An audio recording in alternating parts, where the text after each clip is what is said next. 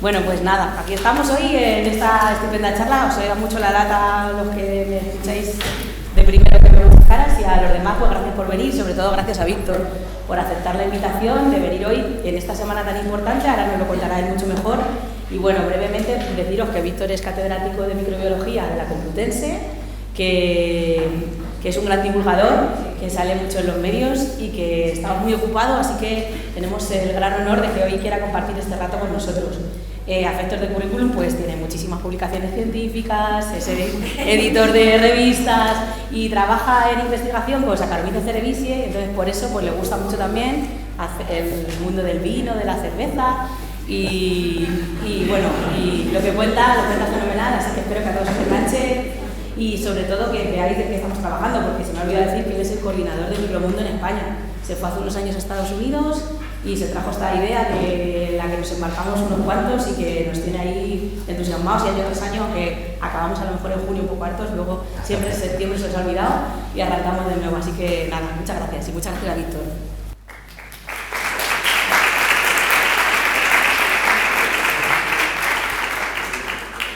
Muchas gracias, el honor es mío por la invitación y bueno, pues os saludo, veo que hay muchísima audiencia, así que estoy muy agradecido no solo a los organizadores, sino a todos los que han venido aquí antes del fin de semana para acabar aprendiendo algo sobre resistencia a antibióticos y sobre la relevancia, ¿no? el relieve que tiene este problema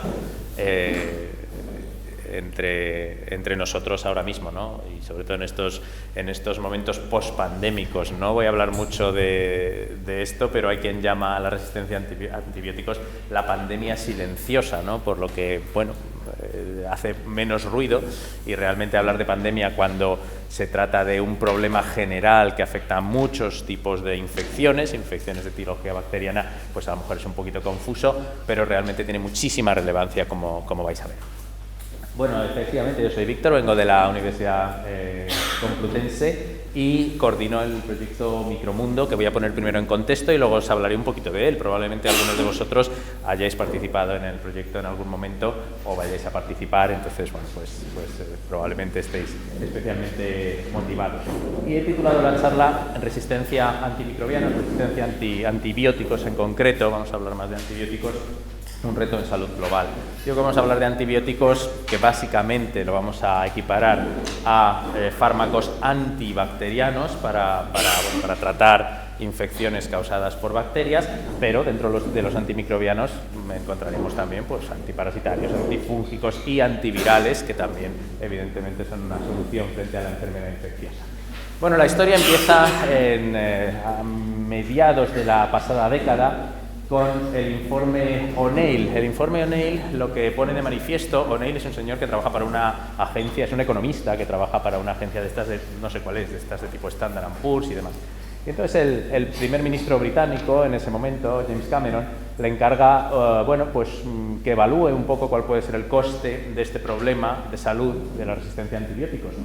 Y lo que hace es utilizar unos algoritmos de estimación en función de, de cómo va creciendo el problema en los últimos años, y hace una extrapolación hasta el año 2050. Y entonces los datos son bastante escalofriantes, ¿no? El vaticinio del informe O'Neill es que estas 700.000 muertes que tenemos a nivel global en el año 2016 por bacterias multiresistentes, por fracaso terapéutico en antibioterapia, ¿no? Infecciones por bacterias resistentes a antibióticos, que se vienen a llamar superbacterias, ¿no? Sobre todo en el ámbito divulgativo, pues podrían escalar hasta 10 millones en el año 2050 si no se hace nada. Esa es la clave, si no se hace nada, ¿no? Por eso en el proyecto Micromundo y bueno, pues ahora veréis, muchas instancias y muchas instituciones están trabajando para que esto no sea así. Claro, es que la mortalidad por superbacterias o por bacterias multiresistentes sería mayor que la mortalidad por cáncer y diabetes juntas. A ver, esto tiene un poquito de trampa, porque en realidad lo que ocurre es que muchos enfermos de cáncer, al sufrir una quimioterapia, van a sufrir una inmunosupresión y van a estar en riesgo de sufrir una infección por bacterias oportunistas, que son las que son habitualmente multiresistentes.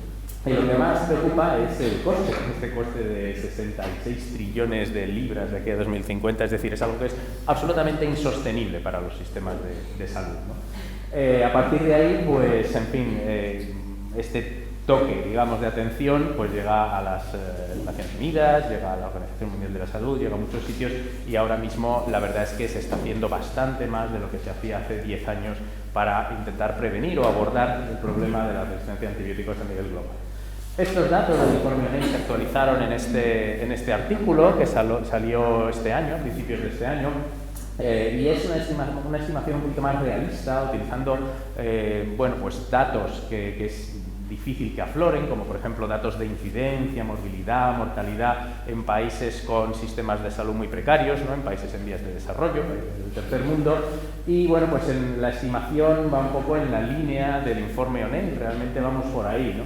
La estimación es que efectivamente el coste aproximado de mortalidad anual a nivel global por bacterias multiresistentes debe andar por el 1.000.000 de muertes anuales, ¿no? En un escenario más pesimista, la estimación más pesimista, pues 1.270.000. Fijaos que eso solo debido a los patógenos que llamaremos escape. Escape viene de las iniciales de los géneros de estas bacterias, pues Enterobacter, Staphylococcus, Klebsiella, Acinetobacter, Pseudomonas y Enterobacter Escherichia coli. Con ellas se hace un acrónimo que es ESCAPE, que tiene un doble sentido, ¿no? Porque son las que escapan a la terapia antibiótica. Pues solo ellas serían responsables al menos de 1 millón, aproximadamente de 1 millón de muertes al año en el mundo. De ahí ese apelativo de pandemia silenciosa, ¿no? Que efectivamente está ahí y no le hacemos mucho caso. De vez en cuando pues hablamos de ello. Así que encontramos en los medios de comunicación, fijaos que son artículos del País, del medio, la versión digital del diario, ¿no? Y esto es un artículo que salió casi en portada cuando el informe ONEI, y esto es cuando salió este artículo en The Lancet con estos datos del 2019, pues a principios de este año, ¿no? Las superbacterias ya matan más que el SIDA, la malaria y algunos cánceres y tal. Entonces, de vez en cuando pues surgen estos titulares que nos recuerdan que la resistencia a antibióticos está ahí y que hay que intentar hacerlo. Porque os traigo también unos cuantos titulares y de esto hablaremos un poco también. El tiempo para curar la gonorrea se agota. Fijaos que hay bacterias, y hablaremos de esto un poquito, que no son exclusivamente del ámbito hospitalario, que afectan a personas inmunocomprometidas, personas con una inmunosupresión, ¿no? Sino personas en la comunidad, fuera de los hospitales, enfermedades de transmisión sexual como la gonorrea, la úlcera gastroduodenal, causada por el Helicobacter pylori, etcétera, etcétera. O sea que es un problema que también comienza a aparecer en bacterias fuera de los hospitales. Sin mencionar a la tuberculosis, que nunca se habla demasiado de la tuberculosis, pero en relación a la resistencia a antibióticos, pero también la tuberculosis multiresistente y extremadamente resistente, pues es importante. Y bueno, pues en fin, de vez en cuando pues aparecen estos titulares, y aquí tenéis a Margaret Chan, que cuando empezó todo esto ya estaba al cargo de la Organización Mundial, de la Salud, pues dando pildoritas de estos como cada 5 minutos muere en el sudeste asiático un niño por una infección por bacterias multiresistentes, este tipo de cosas, ¿no? Y bueno, pues ella ya no está presidiendo o a cargo de la OMS, pero ella trabajó bastante por traducir esta alerta que el informe ONEI sacaba a la luz a nivel internacional. De hecho, fijaos que esto es la versión en español de la campaña de 2017 de la Organización Mundial de la Salud, por supuesto está disponible en muchos idiomas, pues poniendo de manifiesto el problema, ¿no? El uso incorrecto de antibióticos supone un riesgo para todos nosotros.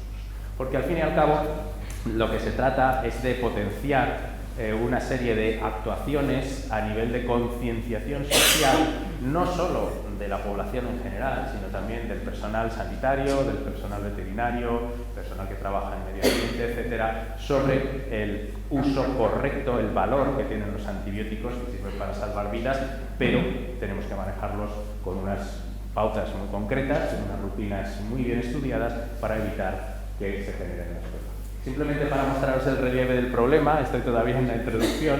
Fijaos que la Asamblea de las Naciones Unidas se reunió el 21 de septiembre de 2016 con ese punto solo sobre la mesa. Solo se había reunido antes, pues son crisis de tipo pues la del ébola, cuando el SIDA, es decir, me parece la tercera o la cuarta vez que se reunía por una cuestión de salud. Igualmente el G20 también se reunió en Berlín el 20 de mayo del 17 con este fin, es decir, es un problema y todavía seguimos así. Esto es de, bueno, pues como el que dice antes de ayer, es de esta semana y es una noticia que el Parlamento Europeo aborda el uso responsable de antibióticos desde un enfoque One Health y bueno, pues eso es simplemente anunciando para la próxima semana que comienza la Semana Internacional de la Concienciación sobre el Uso de Antibióticos, pues el propio Parlamento Europeo está pues estudiando las directrices de todas las actuaciones que se van a hacer. Y por supuesto, en España, el Plan Nacional de Resistencia a Antibióticos, todos los países de la Unión Europea tienen que tener un plan de resistencia a antibióticos precisamente para abordar este tema desde las instituciones, ¿no? De una manera eficaz. Y España está haciendo un buen trabajo. La verdad es que es un equipo que no tiene mucho, les conocemos personalmente, ¿verdad? No tiene mucha dotación económica, pero sí que tiene muchas ganas de trabajar y han hecho bastantes cosas desde bueno, hace 6 años o así.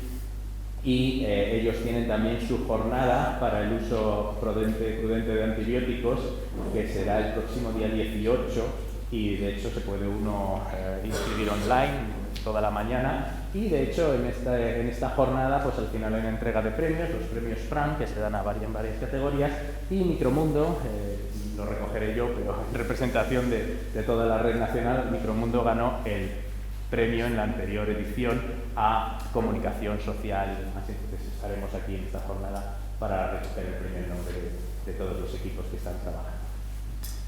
Bueno, vamos a poner un poco en contexto la importancia que tienen los antibióticos, porque nosotros vivimos ya en la era antibiótica, hemos nacido todos en la era antibiótica y no sabemos cómo era vivir sin antibióticos. Esto, bueno, es una especie de estudio epidemiológico de hace 115 años, del año 1907, me gusta enseñarlo. Y fijaos, dice que en el año 1907 nacieron 646.371 niños y niñas en España. No está mal.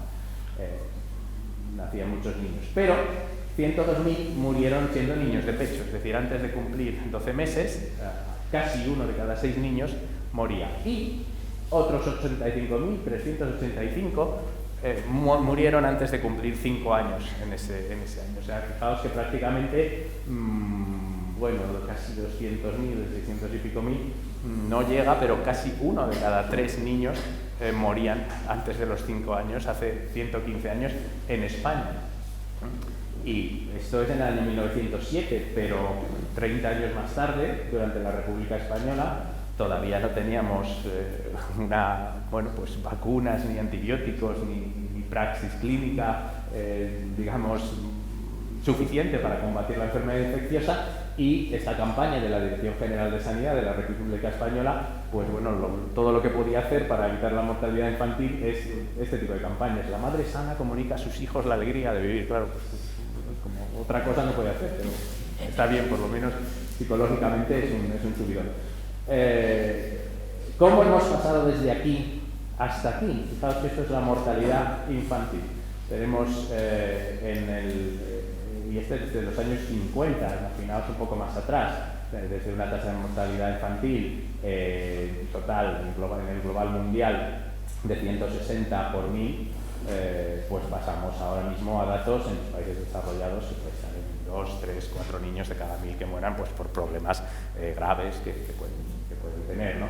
Hoy día la enfermedad infecciosa no es un problema, pero antes lo era. Podemos hablar de peste, tuberculosis, enfermedades bacterianas, enfermedades víricas, bacterianas y víricas, que, bueno, pues algunas de ellas son características de la edad infantil y otras pues son más generales, pero frente a ellas tenemos ahora mismo soluciones. Las tenemos porque en los últimos 100 años hemos desarrollado primero una práctica higiénica que ya venía del siglo XIX, la verdad, bastante bien encarrilada, con los estudios de Pasteur, con la antisepsia quirúrgica de Lister, etcétera. Pero durante el siglo XX se han desarrollado un montón de vacunas que nos previenen sobre todo de las infecciones víricas. También hay vacunas antibacterianas, como sabéis, pero sobre todo nos previenen, en el caso de la mortalidad infantil, de infecciones víricas, y los antibióticos que tratan, vale prevenir que curar. Los antibióticos son para curar, aunque también en algunos casos puede establecer quimioprofilaxis, ¿no? Como cuando hay un brote de meningitis en una escuela, se da antibiótico a los niños que son en contacto con el caso declarado, ¿no? Pero los antibióticos pues, han sido básicamente también la base de la supervivencia de muchos casos. Solo la penicilina de Fleming, la penicilina G, la primera penicilina que se comercializó a finales de la Segunda Guerra Mundial, se estima que ha salvado 200 millones de vidas humanas. Todos conocéis la historia de Fleming, como se habla de que lo descubrió un poco por serendipity, ¿no? Por un poco de casualidad, un poco de coña, se encontró una placa así contaminada y dijo, anda, qué curioso, pues parece que alrededor del hongo el estafilococo está inhibido, tal, y eso tuvo la intuición. A ver, yo creo que se minusvalora un poco la capacidad intelectual de Fleming. Fleming había descubierto la lisocima 20 años antes. Si habéis estudiado microbiología, sabréis que la lisocima es una enzima con capacidad de degradar la pared celular bacteriana, que es una de las primeras defensas innatas que se encuentran, bueno, con las que cuentan nuestras mucosas contra las bacterias, ¿no? Y eso es un descubrimiento de Fleming, o sea que Fleming no fue un golpe de suerte, él sabía que ahí había algo interesante, ¿no? Desde el descubrimiento de la penicilina por Fleming, entramos en lo que se llamó la edad de oro de los antibióticos. A partir de ahí, en los años 50, 60, 70, un montón de nuevas estructuras, cabezas de serie, a partir de las cuales luego por semisíntesis química, etcétera, fueron saliendo pues prácticamente todos los antibióticos que tenemos hoy en nuestras estanterías de las farmacias hospitalarias, farmacias comunitarias, oficinas de farmacia. Lo que quiero llamar aquí la atención, no os voy a hacer un examen sobre las fórmulas químicas de estos compuestos, pero sí que quiero llamar la atención de este timeline. Fijaos que este timeline se acaba en los años 80 y no es una infografía antigua. El problema es ese, el problema es que este timeline se acaba en los años 80. Desde entonces prácticamente no se han descubierto nuevos antibióticos. ¿Y de dónde vienen todos estos nuevos antibióticos? Pues con alguna excepción, que son en concreto las quinolonas, que son de síntesis química, las han sintetizado los químicos orgánicos. Todas las demás moléculas proceden de la naturaleza y en concreto, como bien sabréis, proceden de bacterias o de hongos de hábitat, de medio ambiente, habitualmente de suelos, que tienen una química prodigiosa y precisamente producen estos compuestos, bueno, pues para comunicarse con sus compañeros en el ecosistema, más bien para comunicarse negativamente, para antagonizar con ellos, para matarlos y comerse ellos todo el pastel en lugar de su competición. Es decir, son antibióticos, son sustancias que inhiben, producen unas bacterias para inhibir el crecimiento de otras bacterias. Y esta es la primera reflexión. ¿Por qué una bacteria produce una molécula que mata a otras bacterias y ella no muere? Bueno, pues porque toda bacteria que produce un antibiótico también de alguna manera tiene su propio antídoto. Y a nivel genético, ese antídoto está codificado por genes de resistencia a ese producto químico que está produciendo, genes de resistencia a antibióticos. Por tanto, cuando hablamos de resistencia a antibióticos a nivel genético, pensad que eso es algo que está en la naturaleza pues prácticamente desde que existe la vida, desde que existen las comunidades microbianas. Tienen esa competición en las cuales hay sistemas toxina-antitoxina, de tal manera que yo produzco un arma química para matar a la competencia, pero tengo el antídoto para no suicidarme yo, ¿no?, con mi propia arma química. ¿Por qué no se descubren nuevos antibióticos desde los años 80? Bueno, aquí hay un problema de pérdida de interés por parte de la Big Pharma, por parte de las grandes industrias farmacéuticas, sino más bien, bueno, pues una cuestión de supervivencia en el mercado, ¿no? Fijaos que para sacar al mercado un antibiótico, pues pasa una media de 20, incluso 20 y pico años, ¿no? Pues años haciendo ensayos preclínicos desde la prueba de concepto, luego ensayos clínicos y luego pues toda esa inversión que está en negativo, pues comienza sobre patente ya cuando el antibiótico está en el mercado a producir bueno, pues beneficios para la compañía. Pero no es muy rentable, como veis, de hecho es 20 veces menos rentable que otro tipo de fármacos, un antitumoral, un fármaco antiinflamatorio, un fármaco para tratar una dolencia crónica que los pacientes van a tomar todos los días de su vida, no un antibiótico que tomas una semana, te has curado y ya no lo vuelves a tomar. Es decir, en el mercado los antibióticos valen menos que otros fármacos, pero la inversión de 600 millones de dólares de media que tiene que hacer una farmacéutica pues es equivalente a la de cualquier otro tipo de fármaco, un antitumoral, un antiinflamatorio, cualquier otro tipo de fármaco. Pasa un poco como con los fármacos frente a las enfermedades raras. Dices, bueno, es que para 3 pacientes que hay en el mundo no voy a gastarme 600 millones de euros. Entonces, realmente es una cuestión que implica, y ahora hay un poco un cambio de paradigma, que quizás las instituciones, los gobiernos y tal, pues tienen que colaborar, de alguna manera subvencionar a las empresas farmacéuticas, que son las únicas que realmente pueden hacer el desarrollo de estos fármacos, para sacar nuevos antibióticos. Resulta de esto, este es un gráfico un poco antiguo, en el año 90 había 18 farmacéuticas con líneas de investigación para descubrir nuevos antibióticos, en el 2010 había 4, y bueno, pues ahora debe haber alguna más porque precisamente se está empezando a subvencionar. Pero fijaos, la tormenta perfecta, decían, ¿no? Según vamos dejando de invertir en buscar nuevos antibióticos, las bacterias, esto es el porcentaje de aislamientos resistentes de bacterias en clínica, van aprendiendo a burlarse de los que ya teníamos. Esto ya lo dijo Fleming en su conferencia cuando le dieron el premio Nobel. Dijo, cuidado, cuidado, que la penicilina cura hasta que las bacterias aprendan a burlarse de la penicilina, es decir, hasta que se seleccionen bacterias resistentes a la penicilina. Y así fue. De hecho, hoy día se da la paradoja de que a veces cuando un fármaco nuevo, cuando un antimicrobiano nuevo sale al mercado, ya se conoce el mecanismo de resistencia y ya hay aislamientos resistentes. Antes de que salga al mercado ya hay resistencia a esos antibióticos.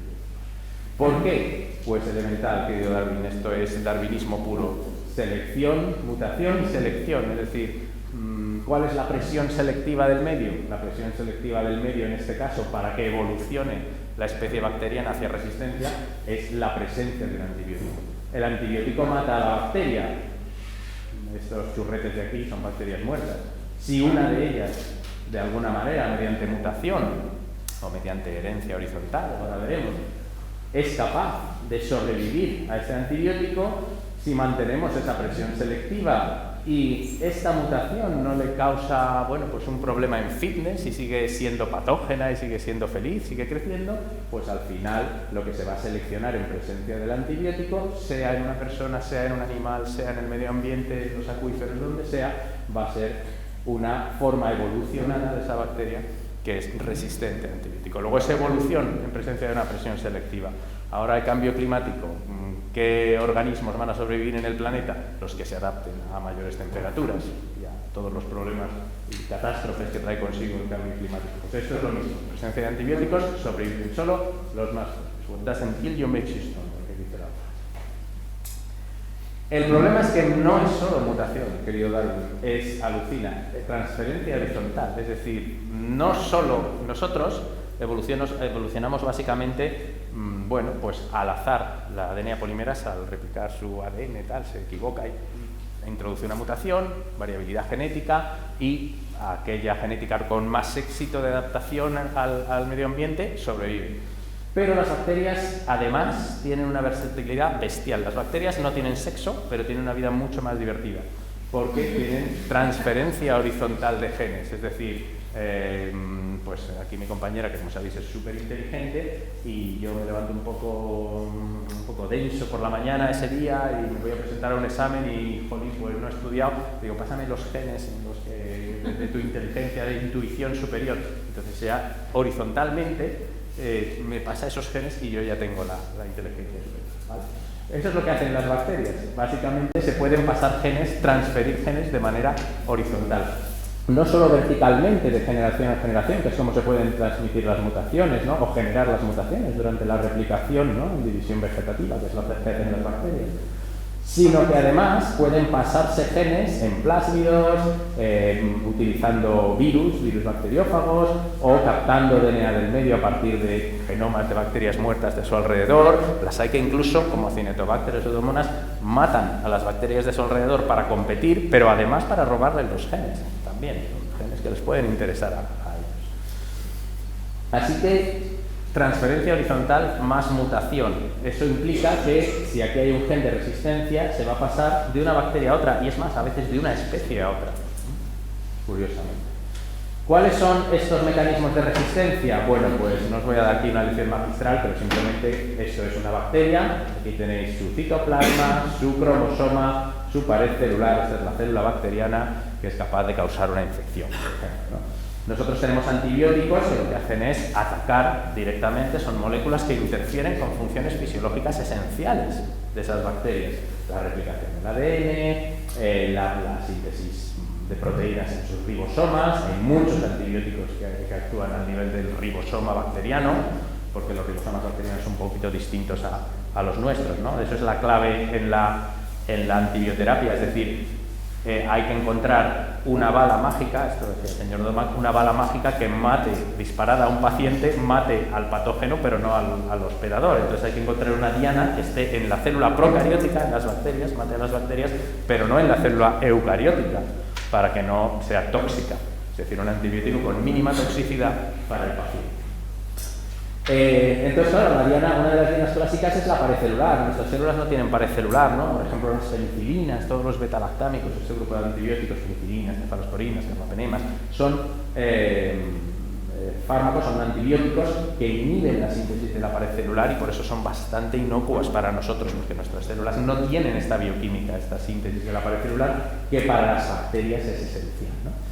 Bueno, pues aquí están los mecanismos de acción de los antibióticos a nivel molecular, no vamos a entrar mucho en ello, pero las bacterias, mediante mutación o mediante adquisición horizontal de genes, pues pueden desarrollar pues desde barreras a la permeabilidad para que el antibiótico no entre hasta la diana, hasta codificar bombas de eflujo, bombas de expulsión del antibiótico, que si entra el antibiótico rápidamente lo echan antes de que llegue a la diana.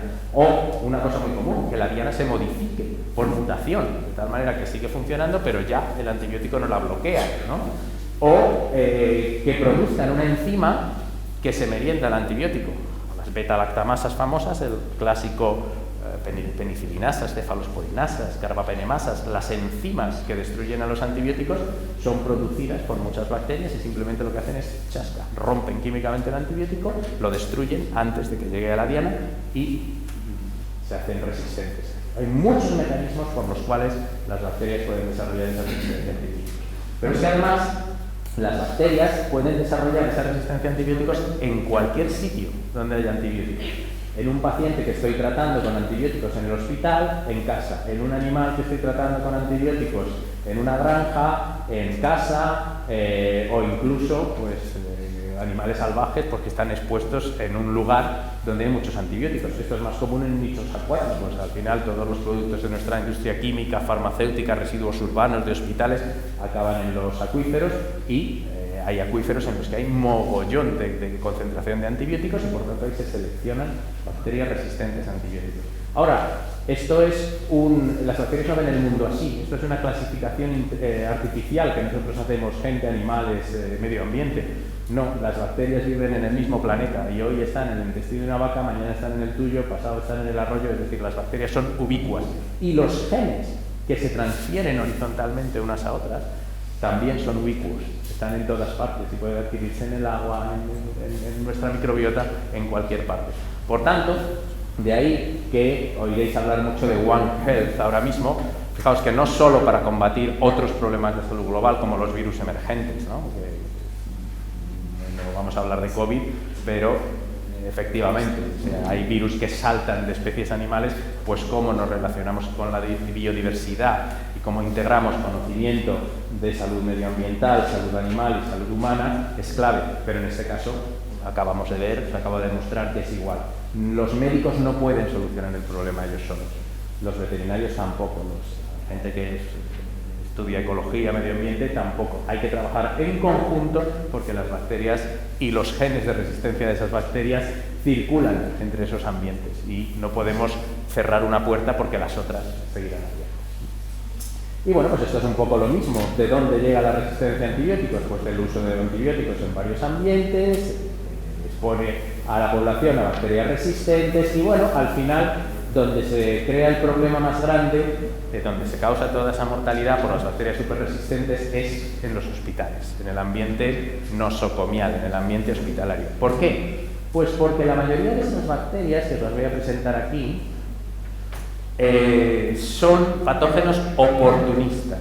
¿Qué significa eso? Bueno, pues aquí tenéis, por ejemplo, a Enterococcus faecium, o Staphylococcus. Todos tenéis Enterococcus en vuestro intestino ahora mismo, o sea, no es problema. O Escherichia coli, todos tenéis Escherichia coli en vuestro intestino ahora mismo. En principio no es ningún problema. Pero si estamos sometidos a una inmunosupresión post-trasplante para no rechazar el órgano que nos han trasplantado, entonces estas bacterias, que normalmente son inofensivas, se van de su nicho habitual y son capaces de colonizar heridas, traumatismos de todo tipo, o simplemente nuestro sistema inmunitario ya no es capaz de tener una relación pacífica con ellos y causan infecciones oportunistas, las clásicas infecciones de heridas, postquirúrgicas, neumonías hospitalarias. Son patógenos hospitalarios.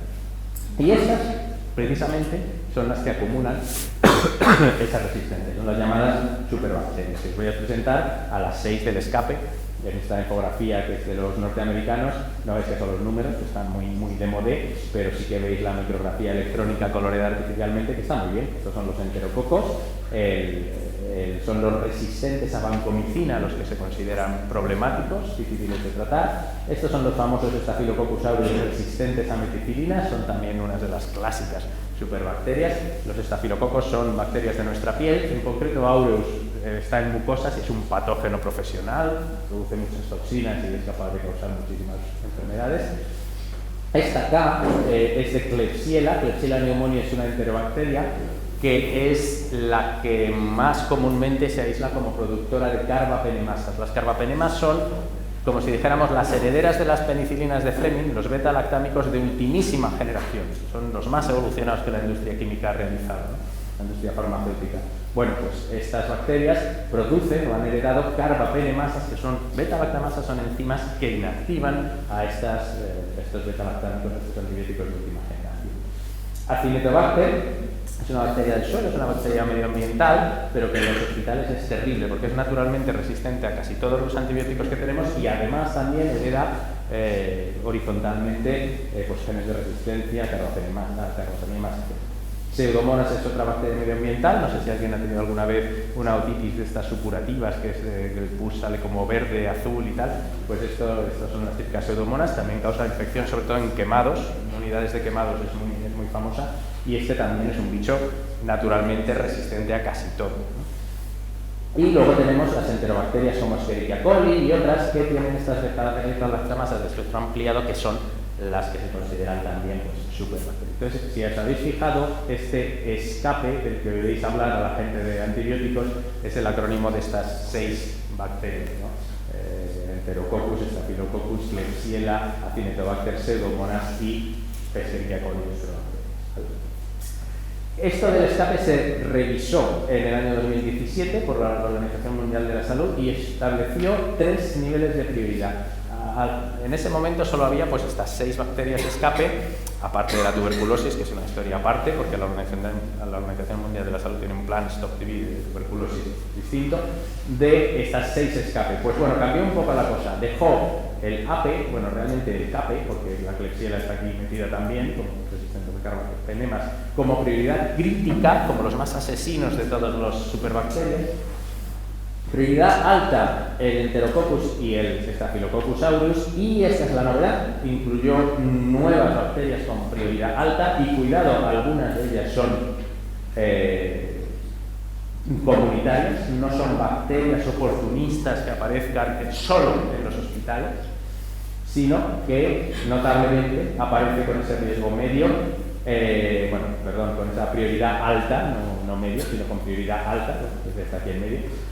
La gonorrea, el gonococo, es una enfermedad de transmisión sexual de las más prevalentes en la comunidad, y la úlcera gastroduodenal, es decir, el Helicobacter pylori, que de repente en las últimas 2 décadas pues, ha aumentado peligrosamente el fracaso terapéutico porque se aíslan muchísimos resistentes. ¿Cuál es la solución a esta crisis? La solución es descubrir nuevos antibióticos. por supuesto, esa es la solución. ¿Cómo? Pues fijaos, hay varias estrategias. Esto lo he cogido de una revisión. Mejorar los que ya tenemos. La mayoría de los proyectos de lanzamiento de nuevos antibióticos al mercado son mejoras. Pues una cefalosporina todavía mejor de la anterior, quinta generación, tal. Luego está el famoso reposicionamiento. Esto se puso muy de moda con el COVID. Como no había nada para matar al virus, pues se probó pues eso, con la cloroquina, no sé qué, la citromicina, con todo lo que había ahí a mano, a ver si funcionaba, ¿no?, como tratamiento compasivo. Reposicionar fármacos que, bueno, pues tienen a lo mejor otro uso, pero también tienen actividad antibiótica. Esto se puede intentar. Se puede redescubrir viejos antibióticos, algunos que se descartaron, de los que se descubrieron en la era antibiótica, en la edad de oro de los antibióticos, segunda mitad del siglo XX, dijeron, este no, porque es muy tóxico y ya verás, se carga el riñón. Esto ha pasado con la famosa colistina. Ahora mismo es un fármaco de último recurso. Antes no se utilizaba nada más que en veterinaria porque es súper nefrotóxico. Es muy malo para el riñón, pero claro, si una persona se te va a morir de la infección porque ya no hay nada con lo que tratarla, pues intentas la colistina, ¿no? Por eso redescubrir viejos antibióticos que se descartaron en su día y mejorarlos. Y luego pues, el diseño y esto es lo más interesante, por ejemplo, para mí como investigador, como microbiólogo, para mí es lo más interesante, el decir, oye, pues se ha descubierto el mecanismo molecular de una proteína que sintetiza la pared celular en Acinetobacter, qué guay, tal. Pues si consigues un fármaco que inhiba, un inhibidor competitivo de esa enzima que es tan importante para esa bacteria, vas a tener un nuevo tipo de fármacos, un nuevo inhibidor, un nuevo antibiótico. Esto quizás es, desde el punto de vista de la investigación, lo más bonito para los que somos investigadores. Pero bueno, para los químicos, la verdad es que se trata de coger y probar química. ¿Cómo? Pues química procedente de las virguerías que pueden hacer los químicos hoy día en sus laboratorios, generando librerías químicas que llaman, ¿no?, quimiotecas, con todo tipo de compuestos químicos y ver si tienen actividad antibiótica, o ahora os contaremos lo que se hacía en la segunda mitad del siglo XX para descubrir todos los antibióticos que se descubrieron, preguntarles a las bacterias del suelo si tienen una química, digamos, con bioactividades antibióticas. Pero esto es un poco ir a la zaga, es decir, las bacterias siempre van a desarrollar mecanismos de resistencia, especialmente frente a productos naturales, frente a los antibióticos clásicos. ¿Por qué? Porque, como os he dicho, los genes de resistencia ya están en la naturaleza y es cuestión de que salten, de que se transfieran a las bacterias patógenas para que las bacterias patógenas aprendan a ser resistentes. Luego, siempre va a ser una carrera, las bacterias siempre van a evolucionar muy deprisa hacia resistencia y nosotros tenemos que seguir diseñando nuevas moléculas, bien sean sintéticas o descubriendo moléculas naturales, conscientes de que más tarde o más temprano van a aparecer resistentes. Pero tenemos que ganar esa carrera y conseguir nuevas moléculas hasta que las bacterias aprendan a ser resistentes. ¿Hay alternativas? Sí, hay otras alternativas. Desde, en lugar de inhibir a las bacterias y matarlas, bactericidas, bacteriostáticos, los antibióticos, lo que sea, pues inhibir sus mecanismos de virulencia, en fin, hay otras, incluso hay líneas de investigación que lo que buscan es inhibir los mecanismos de transferencia horizontal para que los genes de resistencia no se transfieran, la conjugación, la transducción, intentar inhibir eso. Y algo de lo que se habla mucho, que lo inventaron los rusos a mediados del siglo XX, pero no les hicieron mucho caso, es utilizar virus bacteriófagos, utilizar fagoterapia. Claro, las bacterias, igual que nosotros, sufren infecciones víricas.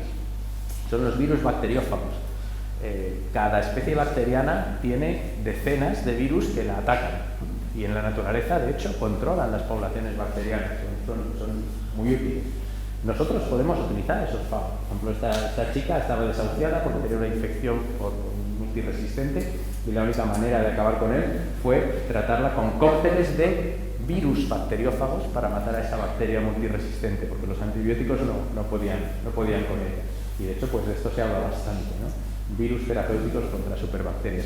Si hay algún farmacéutico en la sala, dirá, bueno, a ver, formular un virus frente a diseñar un small compound, es decir, un fármaco clásico, una molécula química con su liberación en distribución por el organismo, con su farmacodinámica, pues es muy complejo, porque al fin y al cabo un virus es un macrobicho, una cosa tremenda, y es problemático. Tú no puedes meter un virus en vena a la gente, ¿no? Porque no sabes qué va a pasar. Sin embargo, un antibiótico sí. ¿Por qué se piensa en los virus? Pues fijaos, esto es lo que hace un virus. De hecho, no sé si seré capaz, pero esto mismo que vais a ver, esto es lo que hace un virus lítico, esto es una bacteria, pues lo que hace es eso, invadirla y ¡pum! Esto es lo que me interesa, matarla, lisarla, destruirla. Tengo aquí una animación más bonita. Esto mismo que habéis visto ahí, pues fijaos, ahora como hacen unas animaciones por ordenador estupendas. Este es el fago T4 de Escherichia coli, que es un virus bacteriófago que es, bueno, no solo se conoce desde hace mucho, sino que esta es la Escherichia coli. La biología molecular ha evolucionado gracias a lo que se conoce a nivel molecular de este fago, ¿no? Inyecta su genoma, transcribe sus genes, este mensajero irá a los ribosomas y producirá sus proteínas. Estas proteínas pues ensamblarán su cápside, replicarán el genoma y al final pues dentro del citoplasma bacteriano ensamblarán un montón de virus y lo que me interesa es esto, ¡pum! La bacteria explota, libera muchos virus y muere. Eso es lo que me interesa. Y digo que me interesa porque, voy a quitar esto que será me interesa porque yo puedo, de manera artificial, utilizar esa estrategia para matar una bacteria que está causando una infección en una persona o en un animal. De hecho, hay gente que lo hace, ¿no? Rocían en las granjas los huevos con fagos, con virus bacteriófagos que infectan a salmonela para disminuir la carga de salmonelas que van en esos huevos, ¿no? Ahora, ¿esto es la solución definitiva? Primero hay un problema farmacológico, ¿no? Que es que no puedo utilizar un virus igual que utilizo un fármaco clásico, un fármaco químico, ¿no? Y hay otro problema, no va a haber resistencia a estos fagos. Las bacterias no van a desarrollar resistencia a estos fagos. Ahora sabemos, y estos son los famosos CRISPR, que las bacterias tienen incluso una especie de protosistema inmunitario en el que coleccionan fragmentos del genoma de estos fagos para que si les vuelven a ver, en cuanto les vean se los carguen. Es decir, las bacterias tienen mecanismos para generar resistencia frente a fagos que conocen. O sea que igual que evolucionan hacia la resistencia a antibióticos, también si utilizamos fagos acabaremos seleccionando bacterias resistentes a los fagos. De hecho, este sistema lo descubrió Francis Mojica, es un compañero de la Sociedad Española de Microbiología que trabaja en Alicante y, como sabéis, Jennifer Doudna y Emmanuel Charpentier recibieron el Nobel hace poco, no se lo dieron a Francis y eso estuvo muy feo, la verdad, porque aplicaron este descubrimiento a una tecnología que permite editar el ADN in vivo dentro de las células, simplemente expresando esta enzima que dirige ese corte y utilizando como guía, en lugar de los ADN de los fagos, pues la secuencia que yo quiera manipular en el genoma diano, ¿no? Pero bueno, simplemente lo traigo un poco a colación para que veáis que los fagos, que se está dando ahora mismo mucha proyección como una solución alternativa a los antibióticos, bueno, también puede que las bacterias aprendan a ser resistentes a fagos. De hecho, sabemos que pueden ser. Para acabar, pues voy a hablar un poco, ya que represento a Micromundo, de lo que hacemos en Micromundo, ¿no? Realmente Micromundo, ya veréis que es más bien un proyecto divulgativo y un proyecto educativo, pero bueno, es un proyecto de ciencia ciudadana. Lo que hacemos es enmendarnos un poco la plana a las grandes farmacéuticas. Oye, ya que no lo hacéis vosotras, pues vamos a retomar esta estrategia que ha tenido éxito, es decir, buscar bioactividades en el medio ambiente, buscar bacterias que produzcan antibióticos o bioactividades que podamos utilizar como antibióticos, es decir, volver a explotar esta diversidad natural. Os voy a contar un poquito la historia de Micromundo, que hay un montón de partners, ¿no? Sobre todo la Sociedad Española de Microbiología. En el caso de Madrid tenemos una pequeña subvención por una farmacéutica, MSD, y bueno, pues estos son nuestros colegas norteamericanos que ahora os contaré un poco que pintan aquí, ¿no? Y cuál es la historia de nuestro proyecto. Pero básicamente, Micromundo, que empezó llamándose Small World Initiative en España, que viene de la Small World Initiative, que os contaré un poco, pues viene a ser una manera de llevar esta concienciación sobre la importancia, sobre el uso de los antibióticos a la sociedad, ¿no? Y bueno, pues viene de que creemos en esto. O sea, si tenemos que descubrir nuevos antibióticos, lo que necesitamos son investigadores que desarrollen esos nuevos antibióticos. Y para tener investigadores necesitamos una población que demande eso a sus políticos, que diga, oye, esto es un problema importante, necesitamos crear una cultura científica y también inspirar vocaciones en los jóvenes para que sean quienes solucionen este problema en el futuro, ¿no? Este caso es muy curioso. Esto es un documento del año 2015, antes de la pandemia del COVID, por supuesto, y son las prioridades del milenio en salud global, pues desarrollar vacunas y drogas frente al HIV, la malaria, la tuberculosis, preparar al mundo con una respuesta coordinada para las inevitables pandemias. La gente leía esto en 2015 y decía, bueno, ¿qué querrá decir, no? Tan importante como eso, bueno, pues hacerse cargo de la resistencia antimicrobiana. Y la única solución es hacer investigación, para lo cual necesitamos una población que demande eso, que tenga una educación, una cultura científica, que diga, oye, esto es importante, además es bonito, ¿no? Así que en Micromundo lo que hacemos, tenemos dos objetivos principales. Uno, transferir esta cultura científica desde la universidad a la sociedad, no solo en antibióticos, sino en general en enfermedades infecciosas, en microbiología y el concepto de One Health, que creemos que es importante también, por eso colaboramos veterinarios, médicos, biólogos, etc. Y también inspirar estas vocaciones a estudiantes de la ESO y de bachillerato, vocaciones STEM, ¿no? Science, Technology, Engineering, Mathematics, las carreras chungas, para que, oye, pues sean nuestros futuros investigadores, ¿no? Porque al fin y al cabo yo probablemente no voy a solucionar el problema, pero las generaciones que vienen después sí. Y para eso lo que hacemos es involucrar a chavales muy jóvenes de los institutos para que, oye, pues sean ellos los investigadores. Nosotros les llevamos el know-how desde la universidad, les llevamos todo el material, les enseñamos cuál es el problema, les decimos que se lo cuenten a su abuela en casa, pero ellos hacen el experimento, ellos hacen lo que las farmacéuticas no están haciendo, buscar microorganismos con potencial de producción de antibióticos en el suelo. Cuando nosotros trajimos este proyecto, el bueno de Nacho López Goñi, que es el mejor divulgador en microbiología de España, seguirle en Microbioblog, porque es muy bueno, pues sacó este artículo en el rincón de Pasteur, en Investigación y Ciencia, diciendo Small Well Initiative, SWIFT, Micromundo, entonces se llamaba así, tú puedes salvar millones de vidas. Claro, no es solo porque tú puedes descubrir un antibiótico, que eso ya es un poquito presuntuoso, sino porque ese niño le puede decir a su abuela que cuando se ha encontrado la vecina en el ascensor y le ha dado un antibiótico porque le sobraba, es que me duele un poco la cabeza, tal, pues no, o sea, ha dicho la abuela, eso es una barbaridad, abuela, no lo vuelvas a hacer, porque lo que estás haciendo es seleccionar bacterias resistentes y al final, pues, contribuyendo a diseminar un problema.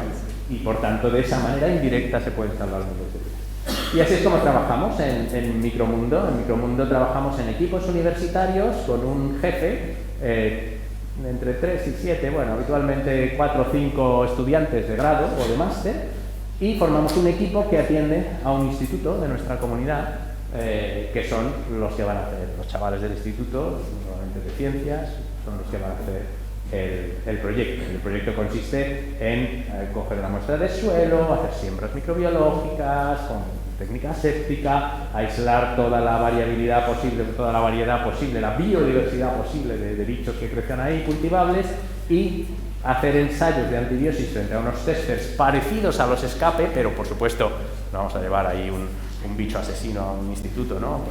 Sino que son lo que llamamos los escape dummies, es decir, como parecidos a los escape, pero inofensivos, para estudiar posibles actividades antibióticas, un poco jugar a Fleming, buscar estos halos de inhibición en la bacteria tester producidos por la química de aislamientos de un medio ambiente microbiológicamente en principio no inexplorado, ¿no? Cuanto más esotérica sea la muestra de suelo, pues más posibilidad hay de que haya microorganismos nuevos, que los habrá, y con potencial interesante. Os voy a contar un poco la historia del proyecto. En ella intervienen muchas mujeres y 2 presidentes de los Estados Unidos. Digo, por hacer un poco esto un poco más ameno, ¿no? ¿De dónde viene Micromundo? Pues bueno, os voy a contar. Micromundo viene en la segunda legislatura de Obama, lanzó una convocatoria de proyectos que era 1 millón de graduados STEM en una década. Es decir, queremos que se gradúe en una década 1 millón de... ¿Por qué? Pues porque la gente en Estados Unidos va al college, es decir, llega a la universidad el primer año y dice, yo voy a ser biotecnólogo. Ya, pero allí es muy abierta la carrera. Primero se apunta a coreano, a gestión de empresas y vale, pues también a bioquímica, por si me gusta y tal. En tercero ya la bioquímica la ha dejado, o sea, realmente es es una trayectoria muy abierta y mucha gente se pierde por el camino. Entonces, Obama, precisamente además para potenciar que la gente hiciera grados STEM, sobre todo mujeres, minorías étnicas allí, bueno, minorías que son mayorías en muchos sitios, afroamericanos, hispanos y tal, pues tenía ese programa.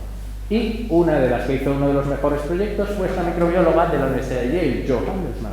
Esta mujer se le ocurrió este proyecto, que era un curso para hacer en el primer año de la universidad, en los freshmen, que llaman, los que llegan allí al college el primer año, que consiste en esto, exactamente esto, buscar bioactividades antibióticas en suelos para buscar nuevos antibióticos y, bueno, pues inspirar a esos chavales vocaciones por la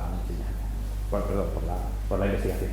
Esta señora es Montse Llagostera, ella creó en la Sociedad Española de Microbiología, o lo impulsó, convenció a unos cuantos de que creáramos un grupo de docencia y difusión en la Sociedad Española de Microbiología, y durante años nos preguntamos cómo podemos llevar la microbiología al nivel preuniversitario, llevarla a la sociedad. Bueno, pues después del informe O'Neill aprendimos que Jo Handelsman estaba haciendo esto. Realmente no estaba haciendo esto ya, lo había dejado en manos de Erika Kurtz, porque Jo Handelsman fue la asesora de Obama durante su segunda legislatura, luego era asesora de ciencias en la Casa Blanca. El proyecto lo dejó en manos de su equipo mientras ella estuvo allí. Entonces yo estuve allí con su equipo y les pregunté, oye, ¿yo puedo traerme esto a España? Y tal, me dijeron, sí, ven, haces el training y te lo llevas. Entonces me fui para allá, estuve allí en la Universidad de Connecticut con ellos un verano y me traje el proyecto a España y lo llamamos la rama española, el SWISPEN, Small World Initiative. Cuando llegué yo aquí dije, a ver, yo no puedo hacer esto en la universidad, porque aquí el que se ha matriculado en primero de farmacia va a hacer farmacia. Y o sea, aquí las carreras, los itinerarios son cerrados. Si yo quiero fomentar vocaciones por los grados STEM, tengo que irme a antes de la universidad. Entonces, tengo que salir. Entonces, ¿qué se me ocurrió? Pues coger alumnos universitarios y que ellos fueran los que hacían, los que gestionaban el proyecto en niveles preuniversitarios, ¿vale? Y entonces mi amiga Caroline Jerome me dijo, que es pedagoga, me dijo, eso tiene un nombre, eso se llama aprendizaje-servicio. Vete a hablar con esta señora, que se llama, tiene este apellido tan largo, Pilar Aramburu Zavala, que es experta en aprendizaje-servicio y está muy de moda. ¿Qué es el aprendizaje-servicio? Los chavales de la universidad consiguen créditos, aprenden, pero aprenden en un proyecto real que tiene un impacto en la comunidad. Un impacto en la comunidad. Están haciendo algo por su comunidad. Por ejemplo, los estudiantes de arquitectura, pues en lugar de decir, bueno, pues el proyecto tenéis que diseñar un polideportivo y el que lo haga bien aprueba, el que lo haga mal suspende. No, los estudiantes de arquitectura van al ayuntamiento y dicen, ¿qué se necesita aquí? Un polideportivo, pues te lo van a hacer los estudiantes, van a hacer esos diseños, ¿vale? Es trabajar. Entonces, esta señora también, esta fue la alcaldesa de Madrid, tiene un sesgo político, sus cosas, pero tenía una cosa muy buena, y es que sabía lo que era el aprendizaje de servicio y quería que las universidades madrileñas firmaran un convenio con el Ayuntamiento de Madrid para que hicieran cosas en la ciudad, para que hicieran cosas mediante aprendizaje de servicio. Gracias a lo cual se firmó un convenio y la Universidad Complutense, que es la mía, ahora hablo de este señor, la Universidad Complutense, que es la mía, creó una convocatoria distinta a la de innovación docente específica de aprendizaje-servicio, que es en la que nosotros trabajamos ahora Micromundo en la Universidad Complutense. ¿Qué pinta este señor? Pues este señor lo que hizo fue llegar a la Casa Blanca y echar a Joe de allí de una patada en el culo rapidísimamente, y Joe volvió. Volvió, pero la Small World Initiative ya se había quedado en manos de sus colegas, en concreto Erika Kurtz, y bueno, pues empezaron con una serie de problemas legales y Joe lo que tuvo que hacer es crear en Wisconsin una nueva iniciativa que es lo mismo, pero más ambicioso. También hacen genómica, también hacen química, es decir, es bastante más ambicioso, que se llama Tiny Earth, o sea, viene a ser lo mismo, Tiny Earth, ¿vale? Y nosotros pues ahora somos partners de Tiny Earth, ahora somos la rama ibérica, digamos, de Tiny Earth, ¿no? ¿Qué es lo que hacemos en nuestro proyecto de aprendizaje-servicio? Pues en un proyecto de aprendizaje-servicio siempre hay unos objetivos de aprendizaje y unos objetivos de servicio. Los objetivos de aprendizaje son para los estudiantes universitarios que trabajan en el proyecto. ¿Y qué aprenden? Pues aprenden microbiología, básicamente. De hecho, tienen que enseñar microbiología a gente más joven que ellos, luego enseñar es la mejor manera de aprender. Y aparte, pues, oye, tienen un equipo de trabajo que es como un proyecto real. No, es un proyecto real. tienen que aguantar al jefe, entenderse unos con otros, solucionar problemas a tiempo real, en fin, es un auténtico proyecto, con lo cual pues eso alimenta las llamadas competencias transversales, que aquí las tenéis listadas. Y luego hay un desarrollo de un espíritu cooperativo, un primer contacto con la docencia que es interesante. A mí mis estudiantes en la Complutense me dicen, ahora ya veo a los profesores de otra manera, porque claro, se han visto ellos en la piel del que tiene que preparar el laboratorio, que entiendan los chavales qué es una bacteria, qué es un mecanismo de resistencia, etc. Entonces dicen, pues esto no es tan fácil como yo me pensaba, yo no voy a tener tanta manía en los profesores. Y por los objetivos del servicio, en este caso, el servicio que damos a la comunidad es esto: transmitir a la sociedad el valor de los antibióticos, divulgar conceptos científicos, crear esa cultura científica sobre el tema de la resistencia a antibióticos e implicar a la sociedad en solucionar este desafío de salud pública. Eso es muy importante para nosotros. Cuando vamos a los institutos, no es solo hacer el experimento, tal, tú puedes salvar millones de vidas, no.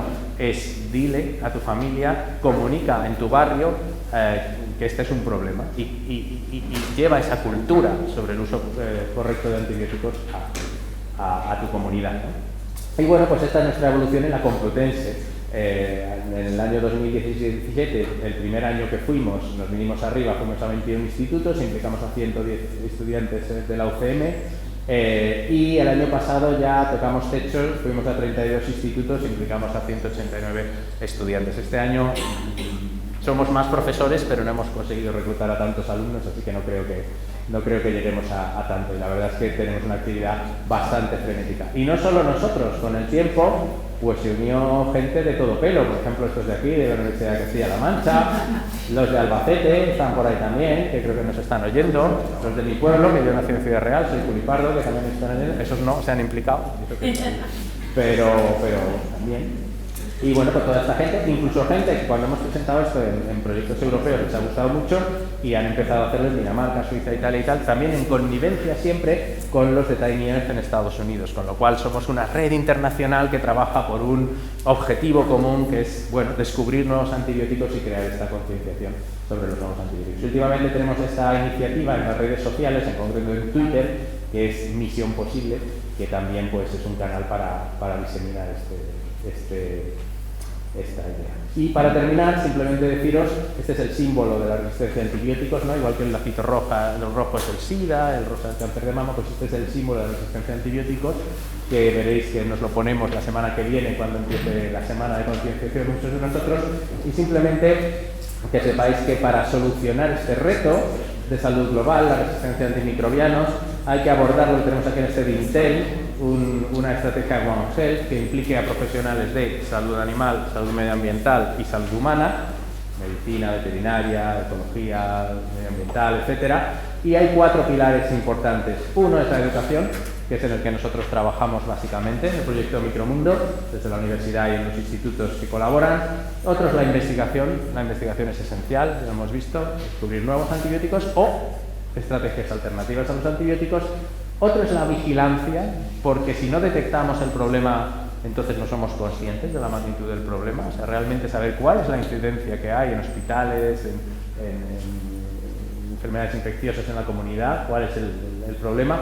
Y la acción que de eso se ocupa también el PRAN, pues bueno, decirles a los productores de carne que no deben utilizar antibióticos en sus piensos, a planes en los hospitales para hacer un uso racional de los antibióticos, educar a los médicos en la prescripción de antibióticos, en fin, acción para realmente solucionar el problema. Y eso es lo que os quería contar. Si queréis preguntarme algo, muchas gracias por escuchar.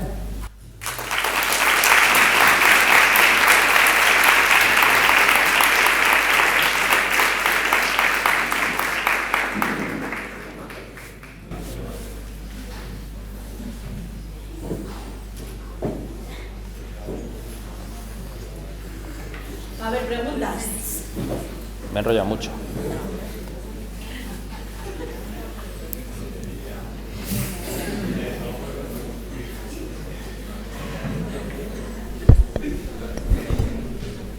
Está.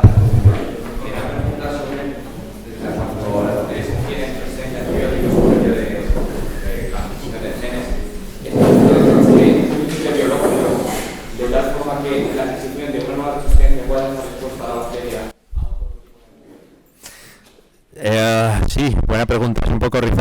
¿no?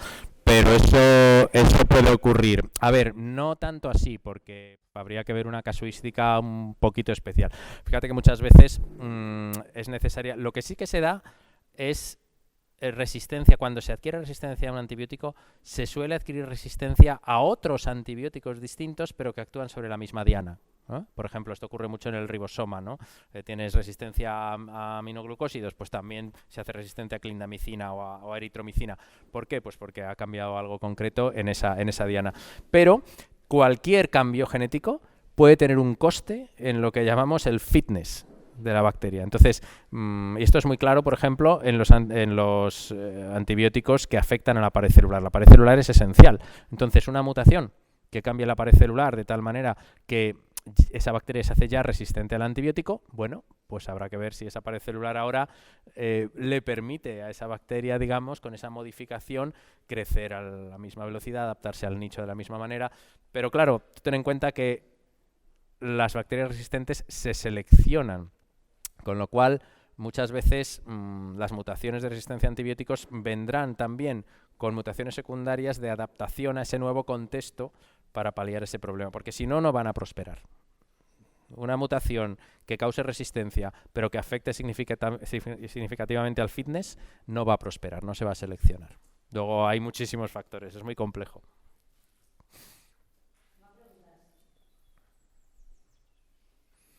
Todos a la vez no. Ahí.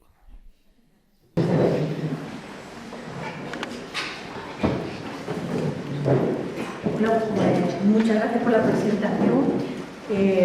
Una preguntilla en relación a si se sabe un poco en qué ambientes, si hablamos de suelo, es más probable encontrar bacterias productoras de antibióticos.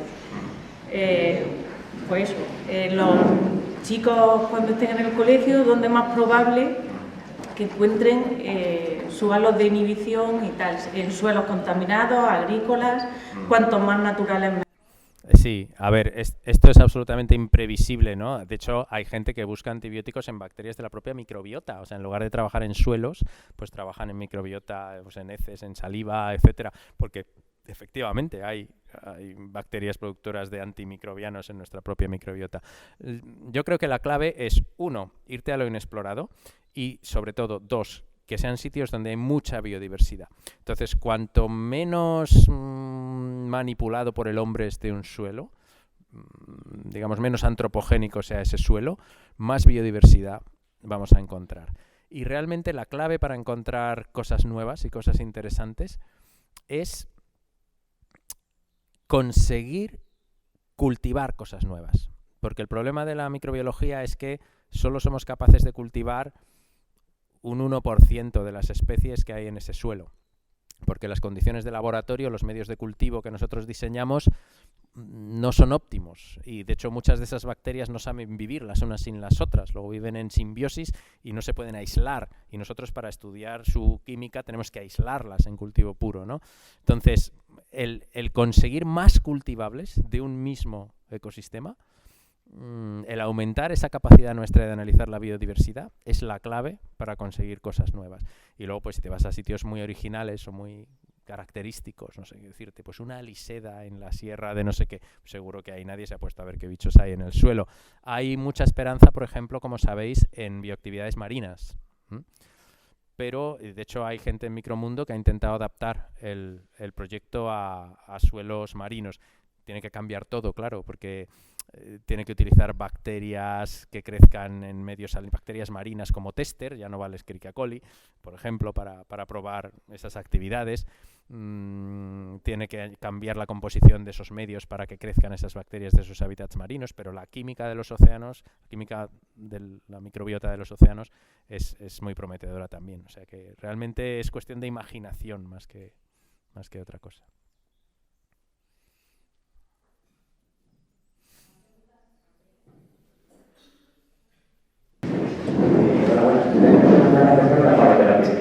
Porque has estado comentando en la charla, tiene varios inconvenientes, como puede ser el tema de que se sigue pudiendo adquirir cierta resistencia contra esta medida, que además si mal recuerdo también la promoción de biocínico, de prevenir de igual manera te quería preguntar, ¿crees que de aquí a unos años puede ser una forma forma más estandarizada de lo que es ahora para tratar infecciones bacterianas, teniendo este problema sobre la situación. Yo creo que sí, de hecho se están poniendo a punto protocolos en el ámbito clínico para esto. Por supuesto, lo que se ha hecho ahora ha sido, no te digo ya último recurso, sino, bueno, compasivo, porque esa gente se moría si no. Entonces han dicho, bueno, pues vamos a probar esto. Entonces, claro, se han puesto en manos de un equipo de investigación que estaba desarrollando esos virus bacteriófagos, esos fagos, y ha funcionado. Y hay varios casos, hay al menos 3 que se han publicado. Uno de ellos muy sonado porque es una chica que sufrió uno de estos atentados en el aeropuerto de Bruselas, estos atentados yihadistas, y tuvo unas heridas tremendas, y a raíz de eso pues tuvo una infección por un multiresistente que no resolvía en huesos y demás, y lo solucionaron con fagos también. Luego, yo creo que, a ver, es lo que te digo, o sea, al final un fármaco químico siempre va a tener toda la farmacología a su favor. Pero yo creo que para estos casos desesperados, y mientras no haya una terapia antibiótica instaurada, al final sí que habrá digamos un plan B, que sea utilizar los fagos. Como medida preventiva, ya te digo que sí que es posible, sobre todo en sanidad animal, el utilizar cócteles de fagos y soluciones de fagos para reducir poblaciones microbianas en sanidad animal y en producción alimentaria, sobre todo. Hola, muchas gracias por la charla, ha sido súper interesante, sobre todo para la gente que no nos movemos en este ámbito. Yo soy química y para mí esto es nuevo.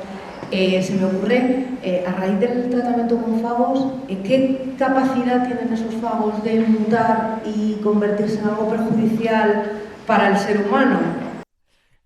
No, vamos a ver, lo bueno, igual que un virus de un animal puede saltar de esa especie animal al ser humano, como ha ocurrido supuestamente con la COVID, desde un virus de murciélago, quizás pasando por un hospedadero intermediario y tal, y eso es común, los virus bacteriófagos nunca van a suponer una amenaza directa porque son virus de bacterias, y las bacterias evolutivamente no tienen nada que ver con nosotros. Dicho esto, además son mucho mejores que los antibióticos en una cosa, y es que son súper específicos de especie. O sea, un fago de E. coli solo afecta a E. coli, no afecta a otras enterobacterias muy parecidas, incluso no afecta a todos los E. colis, sino a los E. colis que expresan ese receptor cepas, son específicos de cepa.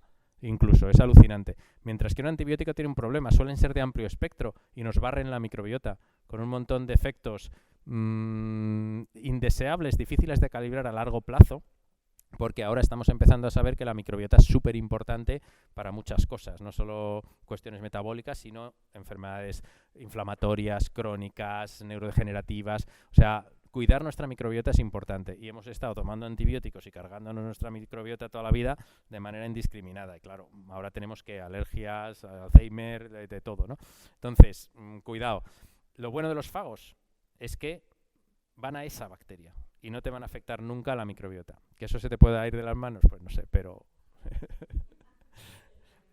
A ver, no, es un problema que te digo, es decir, bueno, pero metemos un fago aquí en vena a esta persona y se carga para una septicemia, ¿no? Septicemia es súper grave, una persona con una sepsis, bacteria en sangre, muere.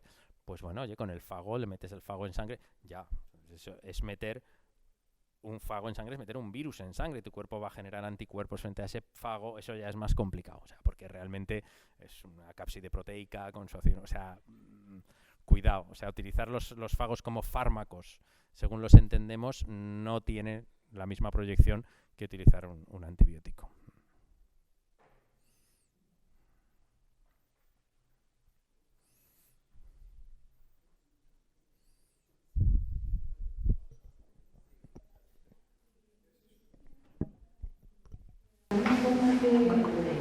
Grita, grita. Se me escucha fácil. De la misma forma que, por ejemplo, una bacteria social resistente a un fago por CRISPR o métodos así, se podrían utilizar métodos CRISPR, por ejemplo, para acabar con bacterias. Sí, esa es una pregunta muy, muy buena. De hecho, hoy día los investigadores están por usar CRISPR para todo, porque es tan versátil, es una herramienta tan versátil, y efectivamente, o sea, también el problema es conseguir, para que funcione el CRISPR, tú tienes que conseguir que el elemento genético que codifica la endonucleasa, ¿no? Lo que va a romper el genoma de la bacteria, ¿no? Y la guía, es decir, lo que dirige esa estrategia a un gen concreto del genoma de la bacteria, entre dentro de la bacteria. Y eso es muy difícil de conseguir en un modelo de infección, pero precisamente se pueden utilizar como vehículos fagos, virus bacteriófagos. Entonces ahí, a ver, esto sería hilar muy fino, porque con CRISPR tú puedes meter en una bacteria algo que lo que hace es inactivar una función concreta de la bacteria, que puede ser la producción de una toxina, puede ser algo que afecte a su capacidad invasiva. Esto es hilar muy fino, mucho más fino que un antibiótico, que es vamos a matar a esta bacteria y ya está. Tú podrías utilizar CRISPR para reprogramar la biología de una bacteria patógena, in vivo. Luego las posibilidades son infinitas, la imaginación es el límite. Ahora, lo que urge es encontrar terapias, y si son clásicas, mejor. Se trata de salvar vidas. Todas estas cuestiones biotecnológicas son maravillosas, ¿no?, sobre el papel, pero darles una aplicación práctica es más complejo.